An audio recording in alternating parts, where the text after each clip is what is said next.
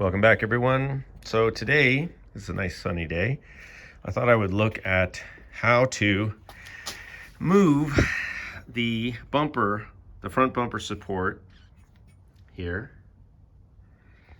back towards the back of the car to get the bumper to fit and get the bumper gap that I want, which is, probably 1/8 of an inch or something. So, or a quarter, let's say a quarter. So my first, the first thing I tried was to open up.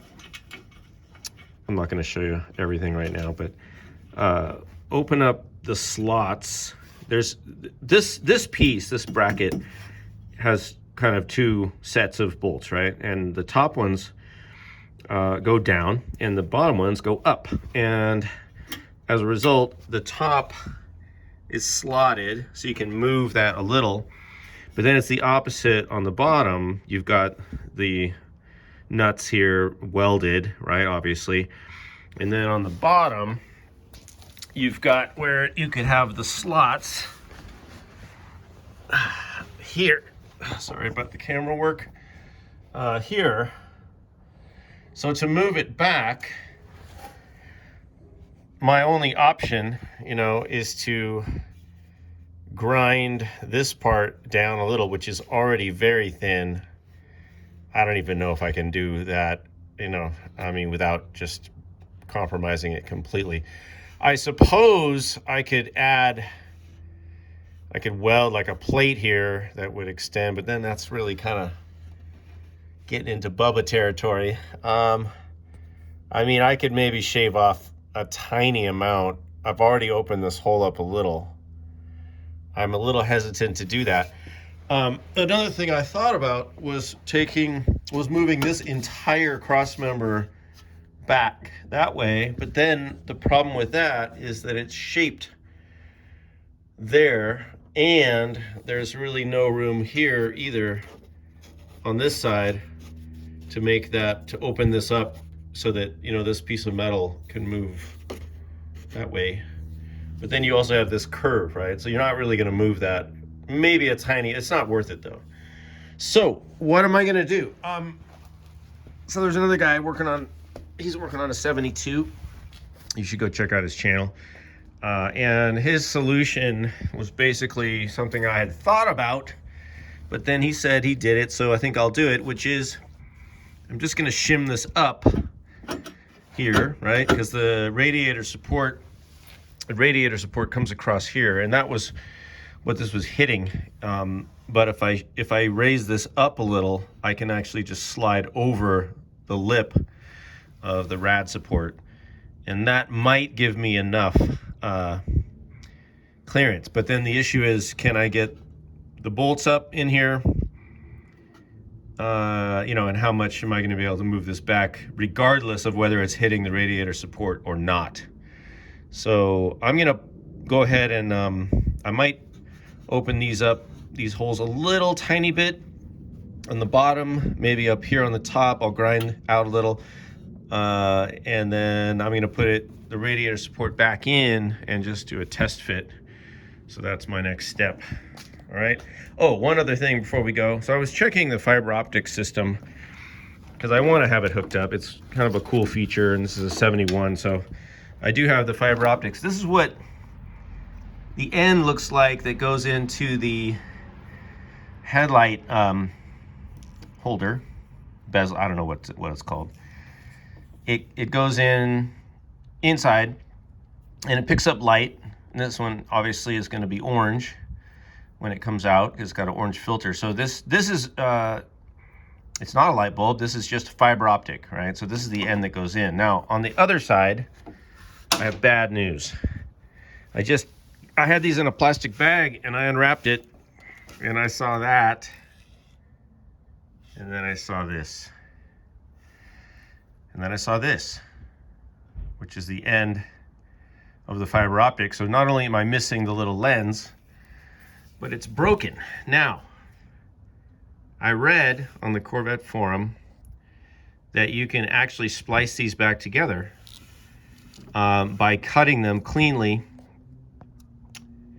and then you just use like an electrical connector.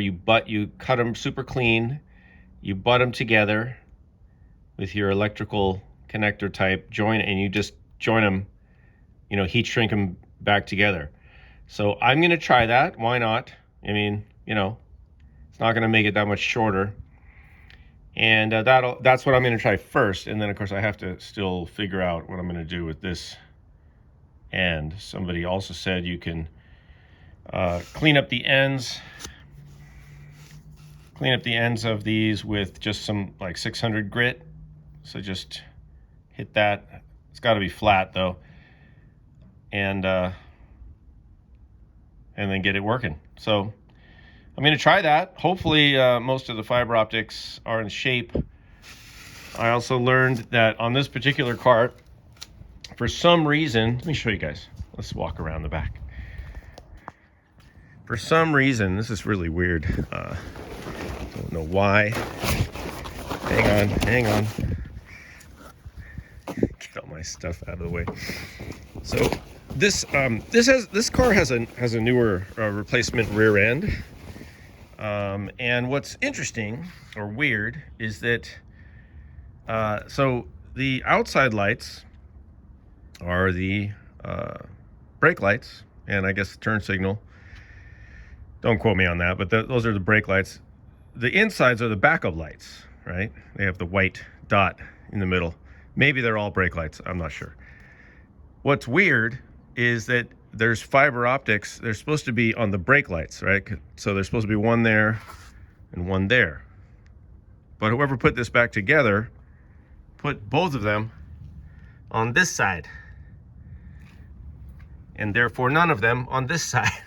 So I got to take this out and swap it with this guy. And I guess as long as I'm doing that, I'll probably just take them all out, since I had left them in when I did the paint, but you can see it's sort of a little sloppy, and I guess I'll just pop these out, and then I can clean them, paint them right.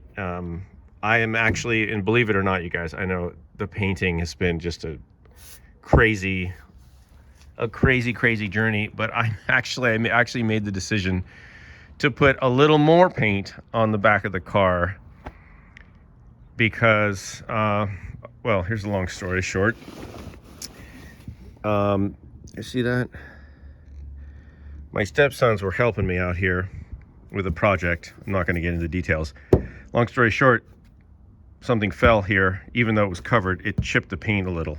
So now I had to do a repair. But what I discovered, and believe me, I've gone over, I mean, I painted this thing, you know, with what I thought would be like 4 or 5 coats. But this single stage, it just, by the time it dries, it's just nothing. It's like down to nothing. I don't know why, but it could start off like, let's say, I mean, not literally, but let's say it starts off that thick when you put the paint on, and then it dries and it's like nothing. So you have to lay this stuff on super thick, do 4, 5, 6 coats to build up, you know, thickness. And also remember, there's no clear. It's just, this is it. So I just feel like in the long run, to withstand the weather, buffing, polishing, cutting, you know, maybe down the road, you know, another cut and buff kind of thing. If I don't put more paint on right now, it's not going to make it, you know. We'll get 10 years. Hopefully I'll have this car for a while, but I mean, I don't want to get 10 years down the road and be buffing this thing and then like it's burning through to primer. And then I got to take all the stuff off and do it again. So now that it's apart, you know, now's the time to do it. So I'm gonna, even though I already cut it, I didn't buff it. I just cut the back. Not a super big deal. It takes, you know, an hour to do it. And I'll pull the taillights out. Everything's already off the back, and I'm just gonna scuff it, you know, sand it with 800 or scuff it with a gray pad. And next week's gonna be really nice weather, and I'm gonna shoot like a couple more coats on, and then call it a day. And I don't have to do the back really. I might just do 1 coat on the back just to tie it all together, but I mainly want to hit the top and then these sides, and especially down under here where I didn't get probably enough paint on the bottom. But I just want to make sure that I get a lot of paint onto the car. And I feel like I could have done more. So I know, more paint, more paint, more paint. But you know what? Also, I've been using the Harbor Freight gun, the more expensive one, the Black Widow, and it comes with a 1.7 tip. And then I learned that I should have been shooting with a 1.4. So I ordered the 1.4 from Harbor Freight.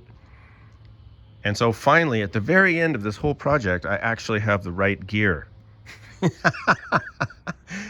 And then I know how to adequately use my air filters now and get enough air cleaning and air separation going so I don't end up with water vapor in my paint. So there you go. That's a very long video, but I hope it was at least mildly entertaining and mildly educational. All right, see you guys later.